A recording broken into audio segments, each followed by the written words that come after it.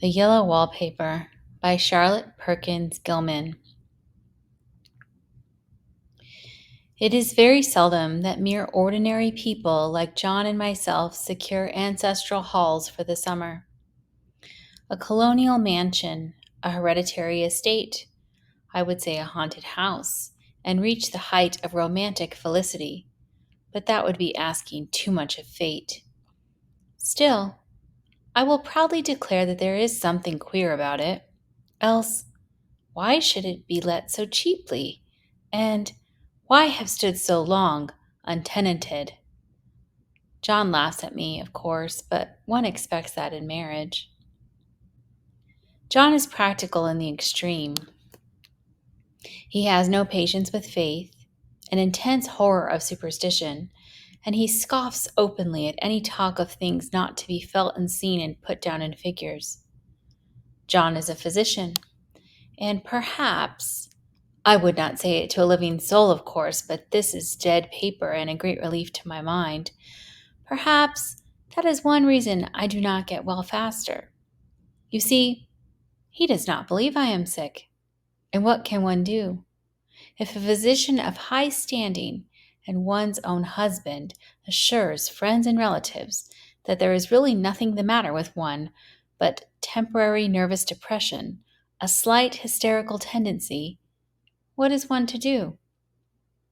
My brother is also a physician and also of high standing, and he says the same thing. So I take phosphates or phosphites, whichever it is, and tonics and journeys and air and exercise, and am absolutely forbidden to work until I'm well again. Personally, I disagree with their ideas. Personally, I believe that congenial work with excitement and change would do me good. But what is one to do? I did write for a while in spite of them, but it does exhaust me a good deal, having to be so sly about it, or else meet with heavy opposition. I sometimes fancy that in my condition, if I had less opposition and more society and stimulus, but John says the very worst thing I can do is to think about my condition, and I confess it always makes me feel bad. So I will let it alone and talk about the house. The most beautiful place. It is quite alone, standing well back from the road, quite 3 miles from the village. It makes me think of English places that you read about, for there are hedges and walls and gates that lock, and lots of separate little houses for the gardeners and people. There is a delicious garden. I never saw such a garden, large and shady, full of box-bordered paths, and lined with long grape-covered arbors with seats under them. There were greenhouses too, but they are all broken now. There was some legal trouble, I believe, something about the heirs and co-heirs. Anyhow, the place has been empty for years. That spoils my ghostliness, I'm afraid. But I don't care. There is something strange about the house. I can feel it. I even said so to John one moonlight evening, but he said what I felt was a draught and shut the window. I get so unreasonably angry with John sometimes. I'm sure I never used to be so sensitive. I think it is due to this nervous condition. But John says if I feel so, I shall neglect proper self-control. So I take pains to control myself, before him at least, and that makes me very tired. I don't like our room a bit. I wanted one downstairs that opened on the piazza and had roses all over the window, and such pretty old-fashioned chintz hangings, but John would not hear of it. He said there was only one window, and not room for 2 beds, and no near room for him if he took another. He is very careful and loving, and hardly lets me stir without special direction. I have a scheduled prescription for each hour in the day. He takes all care from me, and so I feel basely ungrateful not to value it more.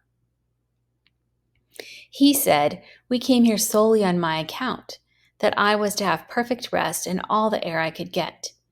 Your exercise depends on your strength, my dear, said he, and your food somewhat on your appetite, but air you can absorb all the time. So we took the nursery at the top of the house. It is a big, airy room, the whole floor nearly, with windows that look all ways, and air and sunshine galore. It was nursery first, and then playground and gymnasium.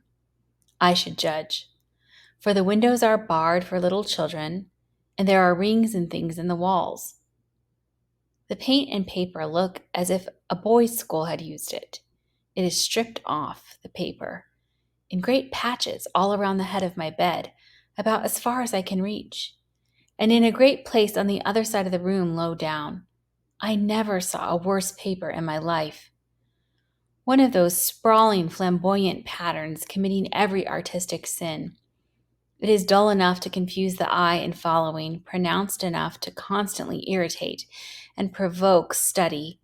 And when you follow the lame, uncertain curves for a little distance, they suddenly commit suicide, plunge off at outrageous angles, destroy themselves in unheard of contradictions. The color is repellent, almost revolting, a smoldering, unclean yellow, strangely faded by the slow turning sunlight. It is a dull yet lurid orange in some places, a sickly sulfur tint in others. No wonder the children hated it. I should hate it myself if I had to live in this room long. There comes John, and I must put this away. He hates to have me write a word. We have been here 2 weeks, and I haven't felt like writing before since that first day. I am sitting by the window now, up in this atrocious nursery, and there is nothing to hinder my writing as much as I please, save lack of strength. John is away all day, and even some nights when his cases are serious. I'm glad my case is not serious. But these nervous troubles are dreadfully depressing. John does not know how much I really suffer. He knows there is no reason to suffer, and that satisfies him. Of course, it is only nervousness. It does weigh on me, so not to do my duty in any way. I meant to be such a help to John, such a real rest and comfort, and here I am a comparative burden already. Nobody would believe what an effort it is to do what little I am able, to dress and entertain and order things. It is fortunate Mary is so good with the baby, such a dear baby, and yet I cannot be with him. It makes me so nervous.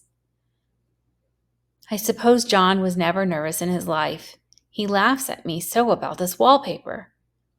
At first, he meant to repaper the room, but afterwards he said that I was letting it get the better of me, and that nothing was worse for a nervous patient than to give way to such fancies. He said that after the wallpaper was changed, it would be the heavy bedstead, and then the barred windows, and then that gate at the head of the stairs, and so on. You know the place is doing you good, he said. And really, dear, I don't care to renovate the house just for a 3 months' rental. Then do let us go downstairs, I said. There are such pretty rooms there. Then he took me in his arms and called me a blessed little goose, and said he would go down cellar if I wished, and have it whitewashed into the bargain. But he is right enough about the beds and windows and things. It is as airy and comfortable a room as anyone need wish, and, of course, I would not be so silly as to make him uncomfortable just for a whim. I'm really getting quite fond of the big room, all but that horrid paper. Out of one window, I can see the garden, those mysterious, deep-shaded arbors, the riotous, old-fashioned flowers, and bushes and gnarly trees. Out of another, I get a lovely view of the bay and a little private wharf belonging to the estate. There is a beautiful shaded lane that runs down there from the house.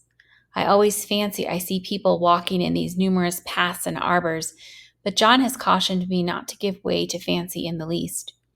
He says that with my imaginative power and habit of story-making, a nervous weakness like mine is sure to lead to all manner of excited fancies, and that I ought to use my will and good sense to check the tendency. So I try. I think sometimes that if I were only well enough to write a little, it would relieve the press of ideas and rest me. But I find I get pretty tired when I try. It is so discouraging not to have any advice and companionship about my work. When I get really well, John says we will ask Cousin Henry and Julia down for a long visit. but he says he would as soon put fireworks in my pillowcase as to let me have those stimulating people about now.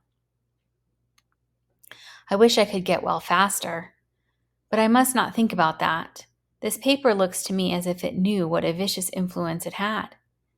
There is a recurrent spot where the pattern lolls like a broken neck, and two bulbous eyes stare at you upside down. I get positively angry with the impertinence of it and the everlastingness. Up and down and sideways they crawl, and those absurd, unblinking eyes are everywhere. There is one place where two breaths didn't match, and the eyes go all up and down the line, one a little higher than the other. I never saw so much expression in an inanimate thing before, and we all know how much expression they have. I used to lie awake as a child and get more entertainment and terror out of blank walls and plain furniture than most children could find in a toy store. I remember what a kindly wink the knobs of our big old bureau used to have, and there was one chair that always seemed like a strong friend. I used to feel that if any of the other things looked too fierce, I could always hop into that chair and be safe. The furniture in this room is no worse than inharmonious, however, for we had to bring it all from downstairs. I suppose when this was used as a playroom, they had to take the nursery things out, and no wonder. I never saw such ravages as the children have made here. The wallpaper, as I said before, is torn off in spots, and it sticketh closer than a brother. They must have had perseverance as well as hatred. Then the floor is scratched and gouged and splintered. The plaster itself is dug out here and there. And this great heavy bed, which is all we found in the room, looks as if it had been through the wars. But I don't mind it a bit, only the paper. There comes John's sister, such a dear girl as she is and so careful of me. I must not let her find me writing. She is a perfect and enthusiastic housekeeper and hopes for no better profession. I verily believe she thinks it is the writing which made me sick. But I can write when she is out and see her a long way off from these windows. There is one that commands the road, a lovely shaded winding road, and one that just looks off over the country. A lovely country, too, full of great elms and velvet meadows. This wallpaper has a kind of sub-pattern in a different shade, a particularly irritating one, for you can only see it in certain lights, and not clearly then. But in the places where it isn't faded, and where the sun is just so, I can see a strange, provoking, formless sort of figure that seems to sulk about behind that silly and conspicuous front design. Oh, there's Sister on the stairs. Well, the 4th of July is over. The people are gone, and I am tired out. John thought it might do me good to see a little company, so we just had Mother and Nellie and the children down for a week. Of course, I didn't do a thing. Jenny sees to everything now, but it tired me all the same. John says if I don't pick up faster, he shall send me to Weir Mitchell in the fall. But I don't want to go there at all. I had a friend who was in his hands once, and she says he is just like John and my brother, only more so. Besides, it is such an undertaking to go so far. I don't feel as if it was worthwhile to turn my hand over for anything, and I'm getting dreadfully fretful and querulous. I cry at nothing and cry most of the time. Of course, I don't when John is here or anybody else, but when I am alone. And I am alone a good deal just now. John is kept in town very often by serious cases, and Jenny is good and lets me alone when I want her to. So I walk a little in the garden or down that lovely lane, sit on the porch under the roses, and lie down up here a good deal. I'm getting really fond of the room in spite of the wallpaper. Perhaps because of the wallpaper. It dwells in my mind so. I lie here on this great immovable bed. It is nailed down, I believe. And I follow that pattern about by the hour. It is as good as gymnastics, I assure you. I start, we'll say, at the bottom, down in the corner over there where it has not been touched, and I determine for the 1,000th time that I will follow that pointless pattern to some sort of a conclusion. I know a little of the principle of design, and I know this thing was not arranged on any laws of radiation or alternation or repetition or symmetry or anything else that I ever heard of. It is repeated, of course, by the breadths, but not otherwise. Looked at in one way, each breadth stands alone. The bloated curves and flourishes, a kind of debased Romanesque with delirium tremens, go waddling up and down in isolated columns of fatuity. But on the other hand, they connect diagonally, and the sprawling outlines run off in great slanting waves of optic horror, like a lot of wallowing seaweeds in full chase. The whole thing goes horizontally, too, at least it seems so, and I exhaust myself in trying to distinguish the order of its going in that direction. They have used a horizontal breadth for a frieze, and that adds wonderfully to the confusion. There is one end of the room where it is almost intact, and there, when the cross-lights fade and the low sun shines directly upon it, I can almost fancy radiation after all. The interminable grotesques seem to form around a common center and rush off in headlong plunges of equal distraction. It makes me tired to follow it. I will take a nap, I guess. I don't know why I should write this. I don't want to. I don't feel able. And I know John would think it absurd, but I must say what I feel and think in some way. It is such a relief. But the effort is getting to be greater than the relief. Half the time now I am awfully lazy and lie down ever so much. John says I mustn't lose my strength, and has me take cod liver oil and lots of tonics and things, to say nothing of ale and wine and rare meat. Dear John, he loves me very dearly and hates to have me sick. I tried to have a real earnest reasonable talk with him the other day and tell him how I wish he would let me go and make a visit to Cousin Henry and Julia. But he said I wasn't able to go, nor able to stand it after I got there, and I did not make out a very good case for myself, for I was crying before I had finished. It is getting to be a great effort for me to think straight, just this nervous weakness, I suppose. And dear John gathered me up in his arms and just carried me upstairs and laid me on the bed and sat by me and read to me till it tired my head. He said I was his darling and his comfort and all he had, and that I must take care of myself for his sake and keep well. He says no one but myself can help me out of it, that I must use my will and self-control and not let any silly fancies run away with me. There's one comfort.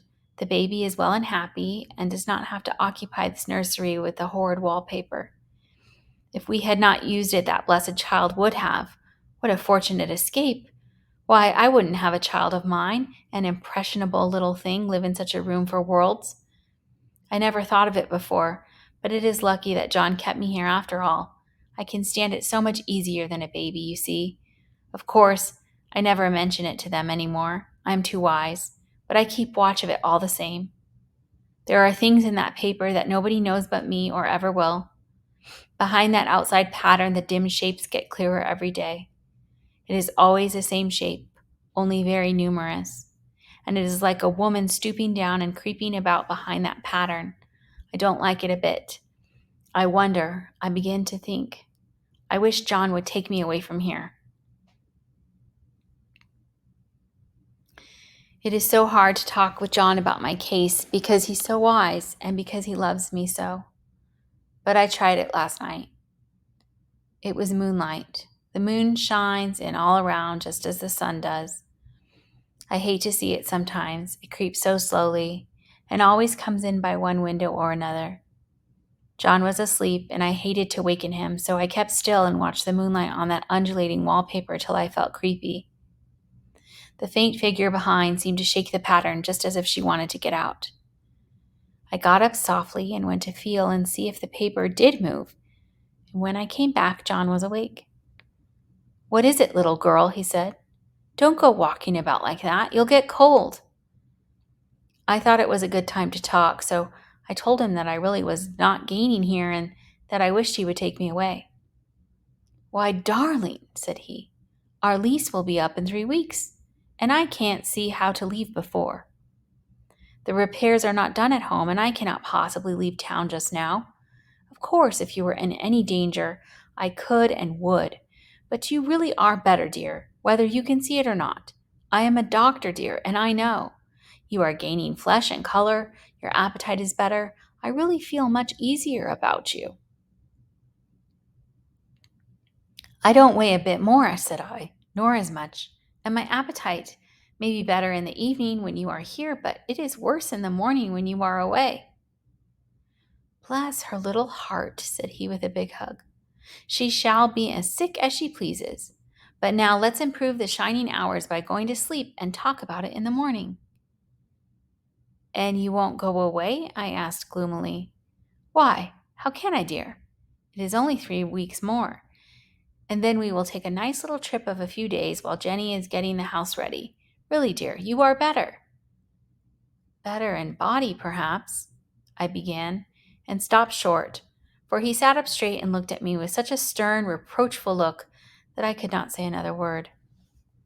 "My darling," said he, "I beg of you, for my sake, and for our child's sake, as well as for your own, that you will never for one instant let that idea enter your mind. There is nothing so dangerous, so fascinating to a temperament like yours. It is a false and foolish fancy. Can you not trust me as a physician when I tell you so?" So, of course, I said no more on that score, and we went to sleep before long. He thought I was asleep at first, but I wasn't. I lay there for hours trying to decide whether that front pattern and the back pattern really did move together or separately. On a pattern like this by daylight, there is a lack of sequence, a defiance of law that is a constant irritant to a normal mind. The color is hideous enough and unreliable enough and infuriating enough, but the pattern is torturing. You think you have mastered it, but just as you get well underway in following, it turns a back somersault and there you are. It slaps you in the face, knocks you down and tramples upon you. It is like a bad dream. The outside pattern is a florid arabesque, reminding one of a fungus. If you can imagine a toadstool in joints, an interminable string of toadstools budding and sprouting in endless convolutions, why, that is something like it. That is sometimes. There is one marked peculiarity about this paper, a thing nobody seems to notice but myself, and that is that it changes as the light changes. When the sun shoots in through the east window, I always watch for that first long straight ray. It changes so quickly that I never can quite believe it. That is why I watch it always. By moonlight, the moon shines in all night when there is a moon. I wouldn't know it was the same paper.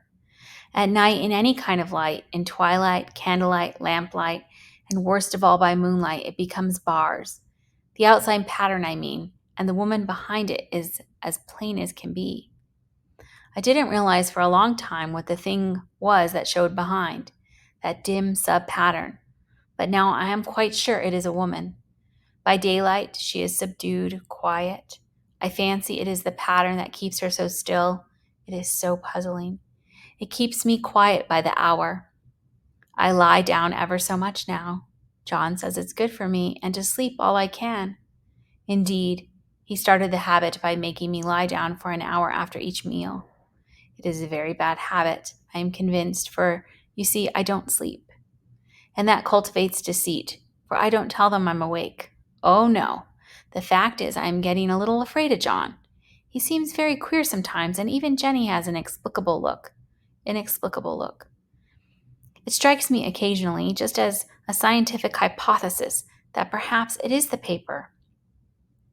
I have watched John when he did not know I was looking and come into the room suddenly on the most innocent excuses, and I've caught him several times looking at the paper. And Jenny, too. I caught Jenny with her hand on it once. She didn't know I was in the room, and when I asked her in a very quiet voice, with the most restrained manner possible, what she was doing with the paper, she turned around as if she had been caught stealing and looked quite angry, and asked me why I should frighten her so. Then she said that the paper stained everything it touched, that she had found yellow smooches on all my clothes and John's, and she wished we would be more careful. Did not that sound innocent? But I know she was studying the pattern, and I am determined that nobody shall find it out but myself. Life is very much more exciting now than it used to be. You see, I have something more to expect, to look forward to watch. I really do eat better and am more quiet than I was. John is so pleased to see me improve. He laughed a little the other day and said, I seem to be flourishing in spite of my wallpaper. I turned it off with a laugh. I had no intention of telling him it was because of the wallpaper. He would make fun of me. He might even want to take me away. I don't want to leave now until I found it out. There is a week more, and I think that will be enough. I am feeling ever so much better. I don't sleep much at night, for it is so interesting to watch developments, but I sleep a good deal in the daytime. In the daytime, it is tiresome and perplexing. There are always new shoots on the fungus and new shades of yellow all over it. I cannot keep count of them, though I have tried conscientiously. It is the strangest yellow, that wallpaper. It makes me think of all the yellow things I ever saw. Not beautiful ones like buttercups, but old, foul, bad yellow things. But there is something else about that paper, the smell. I noticed it the moment we came into the room, but with so much air and sun, it was not bad. Now we have had a week of fog and rain, and whether the windows are open or not, the smell is here. It creeps all over the house. I find it hovering in the dining room, skulking in the parlor, hiding in the hall, lying in wait for me on the stairs. It gets into my hair. Even when I go to ride, if I turn my head suddenly and surprise it, there is that smell. Such a peculiar odor, too. I've spent hours in trying to analyze it to find what it smelled like. It is not bad at first, and very gentle, but quite the subtlest, most enduring odor I ever met. In this damp weather, it is awful. I wake up in the night and find it hanging over me. It used to disturb me at first. I thought seriously of burning the house to reach the smell. But now I'm used to it. The only thing I can think of that it is like is the color of the paper. A yellow smell. There is a very funny mark on this wall low down near the mop board, a streak that runs around the room. It goes behind every piece of furniture except the bed, a long, straight, even smooch, as if it had been rubbed over and over. I wonder how it was done and who did it, and what they did it for. Round and around and round, round and round and round. It makes me dizzy. I really have discovered something at last. Through watching so much at night, when it changes so, I have finally found out. The front pattern does move, and no wonder. The woman behind shakes it.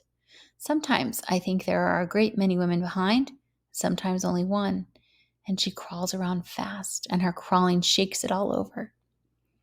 Then in the very bright spots she keeps still, and in the very shady spots she just takes hold of the bars and shakes them hard. And she is all the time trying to climb through, but nobody could climb through that pattern. It strangles so. I think that is why it has so many heads. They get through, and then the pattern strangles them off and turns them upside down and makes their eyes white. If those heads were covered or taken off, it would not be half so bad. I think that woman gets out in the daytime, and I'll tell you why, privately. I've seen her. I can see her out of every one of my windows. It is the same woman. I know, for she is always creeping, and most women do not creep by daylight. I see her on that long shaded lane creeping up and down. I see her in those dark grape arbors creeping all around the garden. I see her on that long road under the trees creeping along, and when a carriage comes, she hides under the blackberry vines. I don't blame her a bit. It must be very humiliating to be caught creeping by daylight. I always lock the door when I creep by daylight. I can't do it at night, for I know John would suspect something at once. And John is so queer now that I don't want to irritate him. I wish he would take another room. Besides, I don't want anybody to get that woman out at night but myself. I often wonder if I could see her out of all the windows at once. But turn as fast as I can only see out of one at a time. And though I always see her, she may be able to creep faster than I can turn. I have watched her sometimes away, off in the open country, creeping as fast as a cloud shadow in a high wind. If only that top pattern could be gotten off from the under one. I mean to try it little by little. I have found out another funny thing, but I shan't tell it this time. It does not do to trust people too much. There are only 2 more days to get this paper off, and I believe John is beginning to notice. I don't like the look in his eyes, and I heard him ask Jenny a lot of professional questions about me. She had a very good report to give. She said I slept a good deal in the daytime. John knows I don't sleep very well at night, for all I'm so quiet. He asked me all sorts of questions too and pretended to be very loving and kind, as if I couldn't see through him. Still, I don't wonder he acts so, sleeping under this paper for 3 months. It only interests me, but I feel sure John and Jenny are secretly affected by it. Hurrah! This is the last day. But it is enough. John is to stay in town overnight and won't be out until this evening. Jenny wanted to sleep with me, the sly thing, but I told her I should undoubtedly rest better for a night all alone. That was clever, for really I wasn't alone a bit. As soon as it was moonlight and that poor thing began to crawl and shake the pattern, I got up and ran to help her. I pulled and she shook. I shook and she pulled, and before morning we had peeled off yards of that paper, a strip about as high as my head and half around the room. And then when the sun came and that awful pattern began to laugh at me, I declared I would finish it today. We go away tomorrow, and they are moving all my furniture down again to leave things as they were before. Jenny looked at the wall in amazement, but I told her merrily that I did it out of pure spite at the vicious thing. She laughed and said she wouldn't mind doing it herself, but I must not get tired. How she betrayed herself that time. But I am here, and no person touches this paper but me, not alive. She tried to get me out of the room. It was too patent. But I said it was so quiet and empty and clean now that I believed I would lie down again and sleep all I could, and not to wake me even for dinner. I would call when I woke. So now she's gone, and the servants are gone, and the things are gone, and there is nothing left but that great bedstead nailed down with the canvas mattress we found on it. We shall sleep downstairs tonight and take the boat home tomorrow. I quite enjoy the room now that it's bare again. How those children did tear about here. This bedstead is fairly gnawed. But I must get to work. I have locked the door and thrown the key down into the front path. I don't want to go out, and I don't want to have anybody come in till John comes. I want to astonish him. I've got a rope up here that even Jenny did not find. If that woman does get out and tries to get away, I can tie her. But I forgot I would not reach far without anything to stand on. This bed will not move. I tried to lift and push it until I was lame, and then I got so angry I bit off a little piece at one corner, but it hurt my teeth. Then I peeled off all the paper I could reach standing on the floor. It sticks horribly, and the pattern just enjoys it. All those strangled heads and bulbous eyes and waddling fungus growths just shriek with derision. I'm getting angry enough to do something desperate. To jump out of the window would be admirable exercise, but the bars are too strong even to try. Besides, I wouldn't do it. Of course not. I know well enough that a step like that is improper and might be misconstrued. I don't like to look out of the windows even. There are so many of those creeping women, and they creep so fast. I wonder if they all come out of that wallpaper as I did. But I am securely fastened now by my well-hidden rope. You don't get me out in the road there. I suppose I shall have to get back behind the pattern when it comes at night, and that is hard. It is so pleasant to be out in this great room and creep around as I please. I don't want to go outside. I won't, even if Jenny asks me to. For outside you have to creep on the ground and everything is green instead of yellow. But here I can creep smoothly on the floor, and my shoulder just fits in that long smooch around the wall, so I cannot lose my way. Why, there's John at the door. It is no use, young man, you can't open it. How he does call and pound. Now he's crying for an axe. It would be a shame to break down that beautiful door. John, dear, said I in the gentlest voice. The key is down by the front steps under a plantain leaf. That silenced him for a few moments. Then he said, very quietly indeed, Open the door, my darling. I can't, said I. The key is down by the front door under a plantain leaf. And then I said it again, several times, very gently and slowly, and said it so often that he had to go and see. And he got it, of course, and came in. He stopped short by the door. What's the matter? He cried. For God's sake, what are you doing? I kept on creeping just the same, but I looked at him over my shoulder. "I've got out at last," said I, "in spite of you and Jane, and I've pulled off most of the paper so you can't put me back." Now why should that man have fainted? But he did, and right across my path by the wall, so that I had to creep over him every time. The end.